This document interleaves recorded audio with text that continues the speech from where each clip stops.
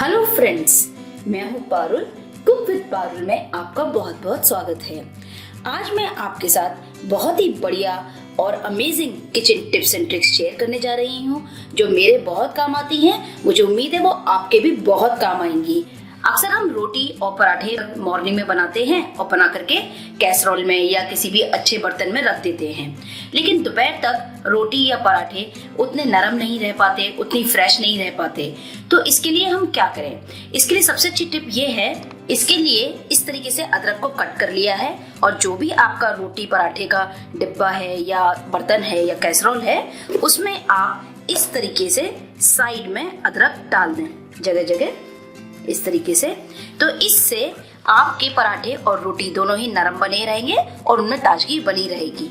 अदरक सभी के घर में होता है, तो एक बार आप इसको जरूर ट्राई करें। तो ये बहुत ही अच्छी एक टिप है। अब जो मेरी नेक्स्ट टिप है, बहुत काम की और मेरे भी वो बहुत काम आती है।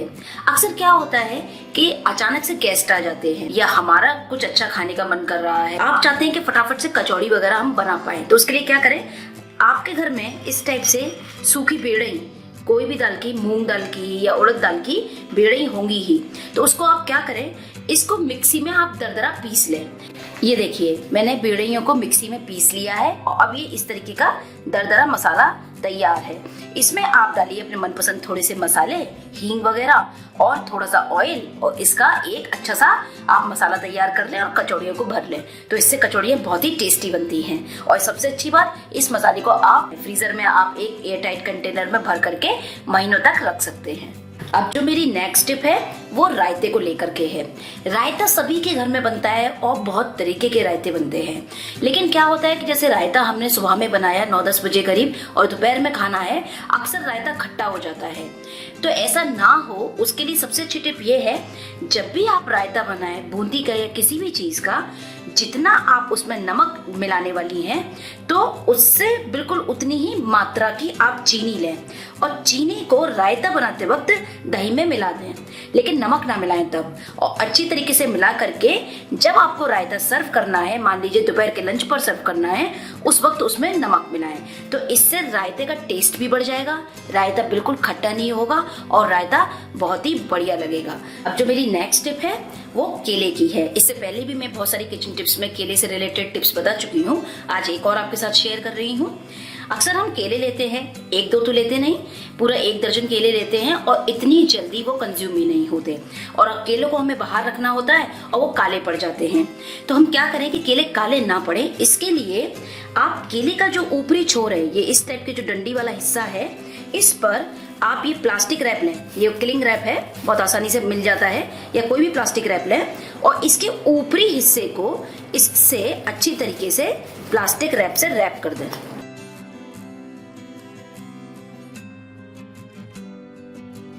जब भी आपको केला लेना है, इसमें से एक केला निकालिए, वापस रैप को अच्छी तरीके से रैप कर दीजिए, प्लास्टिक रैप को। तो इससे केले काफी दिनों तक काले नहीं पड़ते हैं। तो ये भी एक बहुत अच्छी ट्रिक है। अब जो मेरी नेक्स्ट टिप है वो है गाजर और मूली से रिलेटेड। गाजर मूली सभी के यहाँ आती हैं सब्जियों में और अक्सर जल्दी गल जाती हैं और गली हुई गाजर मूली को हम यूज नहीं कर सकते। तो इसके लिए अब हम क्या करें कि गाजर मूली बिल्कुल सही बनी रहे काफी दिनों तक। सबसे आसान तरीका, सबसे पहले गाजर और मूली को वॉश कर लीजिए। मैंने इनको वॉश कर लिया है और इसको मैंने अच्छी तरीके से पोंछ लिया है पानी को। अब इनका जो ऊपरी और नीचे का हिस्सा है उसको कट कर देंगे इस तरीके से। इसका भी अलग कर देते हैं, ऊपरी हिस्सा और नीचे का हिस्सा। आप देख सकते हैं मैंने दोनों साइड से कट कर दिया है। इस तरीके से इसका भी हम कट कर देते हैं। अब हमें क्या करना है, इसको अब हम एक एयर टाइट कंटेनर में रख देंगे। इससे गाजर और मूली बहुत दिनों तक नहीं गलेंगी और फ्रेश बनी रहेंगी। एक एयर टाइट कंटेनर में इस तरीके से हम रख देते हैं। इसको आप फ्रिज में रख दीजिए। मूली और गाजर दोनों ही बिल्कुल फ्रेश बनी रहेंगी। अब जो मेरी नेक्स्ट स्टेप है बहुत काम की है, अक्सर हम वेजिटेबल्स लेकर आते हैं और कभी कभी ज्यादा ही आ जाती हैं सब्जियां, और ज्यादा आने की वजह से जल्दी खराब भी होने लगती हैं क्योंकि हम उतनी यूज नहीं कर पाते। तो सबसे अच्छा तरीका है कि हमारी सब्जियां कैसे सही बनी रहें और वो खराब ना हो, जो उसकी ट्रॉली होती है फ्रिज में वेजिटेबल्स की या वेजिटेबल बास्केट, जिस टाइप की ये है वेजिटेबल बास्केट, क्या करें आप नीचे टिश्यू पेपर बिछा दें या फिर आप पेपर टॉवल बिछा दें। इस टाइप का टिश्यू पेपर लें, टिश्यू पेपर आप बिछा दें या फिर आप पेपर टॉवल भी बिछा सकते हैं इस टाइप की, जैसे मैंने बिछाई हुई है। अब इसमें आप सब्जियां लगाइए। सब्जियां बहुत दिनों तक फ्रेश बनी रहेंगी और जल्दी खराब नहीं होंगी, क्योंकि जो भी इसका मॉइस्चर होगा वो टिश्यू पेपर अच्छी तरीके से अब्सॉर्ब कर लेगा।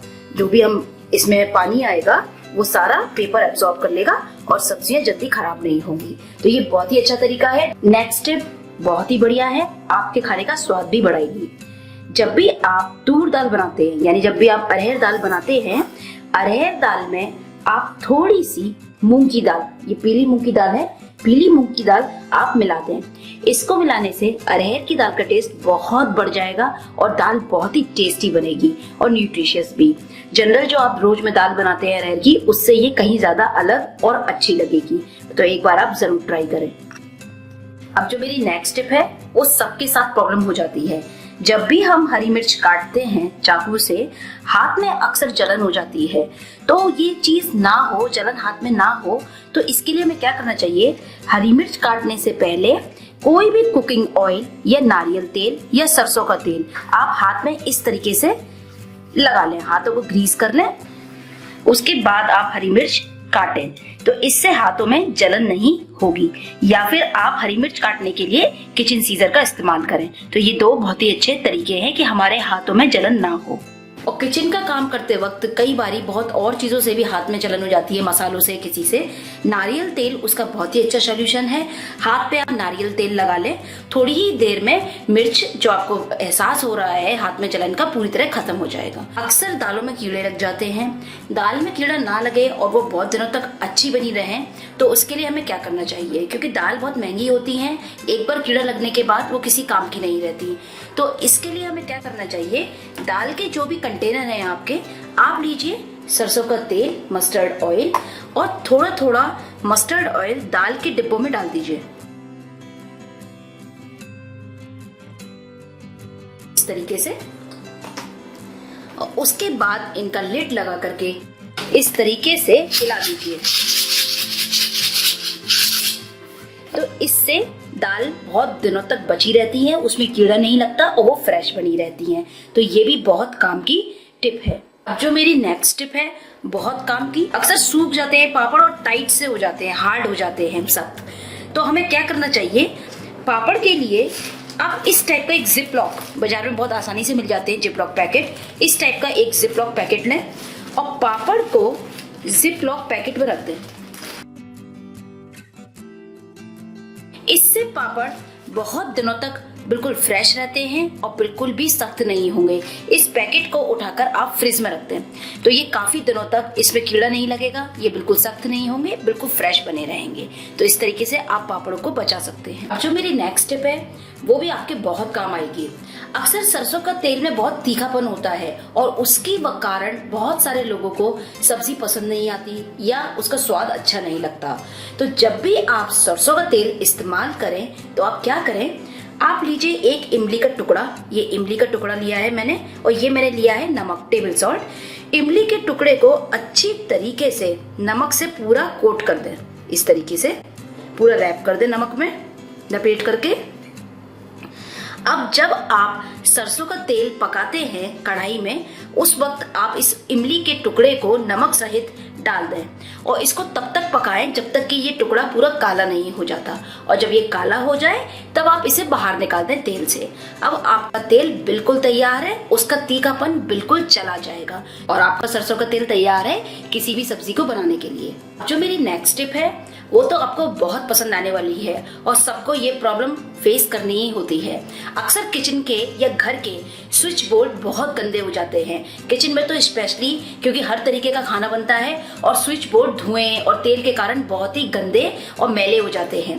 उसको कैसे साफ करें, तो आप क्या करें, स्विच बोर्ड पर इस टाइप का सफेद वाला टूथपेस्ट लें, सफेद वाला लें, जेल वाला नहीं।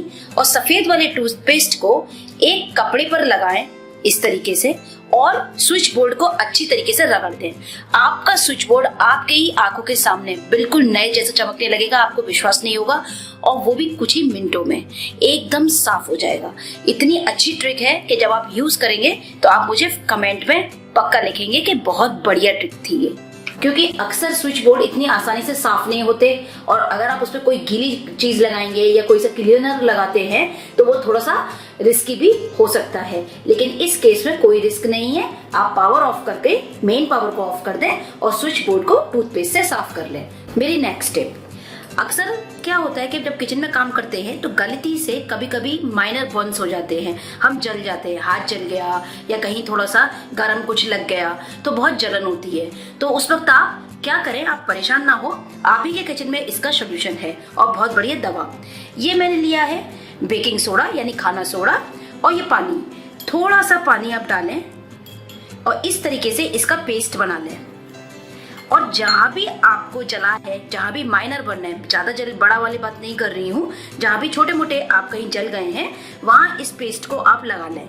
आप जब इस पेस्ट को अप्लाई करेंगे बहुत ही जल्दी आपकी जलन दूर हो जाएगी और जो एक फफोला वहां पड़ जाता है वो भी नहीं पड़ेगा। तो ये बहुत ही अच्छा सॉल्यूशन है। कहीं भी जल गया हो तो आप तुरंत इस पेस्ट को लगाएं। अब जो मेरी नेक्स्ट टिप है वो भी बहुत काम की है। अक्सर क्या होता है, जो कुकर की रबर होती है इस टाइप की, वो हमेशा मुलायम सी पड़ जाती है और हम उसको फिट करते हैं कुकर में तो फिर विसिल नहीं आती, सीटी नहीं आती। तो और उसके लिए हमें क्या करना पड़ता है, हमें मार्केट जाके बार बार नई रबर खरीद के लानी पड़ती है। तो हम क्या करें कि वही पुरानी रबर फिर से नई हो जाए। इसके लिए कुछ आपको नहीं करना है, बहुत ही आसान तरीका है। रबर को 1 घंटे के लिए आप फ्रीजर में रख दें। 1 घंटे बाद जब आप इसे फ्रीजर से निकालेंगे ये वापस टाइट हो जाएगी और आप आसानी से इसको कुकर में फिट कर सकते हैं। दूसरा क्या तरीका है, आप बिल्कुल चिल्ड पानी लें। ये मैंने लिया है बिल्कुल ठंडा पानी। कुकर की रबर लें और रबर को इसमें अच्छी तरीके से कुछ देर के लिए आप डिप कर दें। लगभग 1 घंटे के लिए आपके कुकर की रबर वापस बिल्कुल बाजार जैसी नई हो जाएगी और आप आसानी से फिर इसे कुकर में फिट कर सकते हैं। तो ये बहुत ही अच्छी ट्रिक है रबर को ठीक करने की। अब जो मेरी नेक्स्ट टिप है वो है, बारिश के दिनों में अक्सर चींटी वगैरह बहुत हो जाती हैं, तो चींटी को किस तरीके से हम दूर करें। जहां भी चींटियां लगी हुई हैं, जहां भी चींटियों का घेरा है, वहां पर आप हल्दी पाउडर लें। हल्दी पाउडर को इस तरीके से जहां भी चींटियां हैं वहां छिड़क दें। कुछ ही समय में चींटियां वहां से बिल्कुल चली जाएंगी। तो हल्दी बहुत ही अच्छा तरीका है चींटियां हटाने का। आप एक बार जरूर उसको ट्राई करके देखें। मेरी नेक्स्ट टिप आपके बहुत काम की, दही से लेकर। दही सब चाहते हैं बढ़िया जमे, गाढ़ा जमे और जल्दी जम जाए। तो उसके लिए आपको क्या करना है कि आप जब भी दही जमाते हैं तो दही को कैसरोल में जमाएं, इंसुलेटेड कैसरोल में जमाएं, तो दही जल्दी जमेगा और बहुत बढ़िया जमेगा। Hope you like this tips and tricks. Your views matter to me, your encouragement support means lot to me. So please click the subscription button and share the videos, watch the videos, keep watching, enjoy smart cooking with cook with Parul. Cook with Parul को subscribe कीजिए, bell icon को press कीजिए latest recipe की video को सबसे पहले देखने के लिए।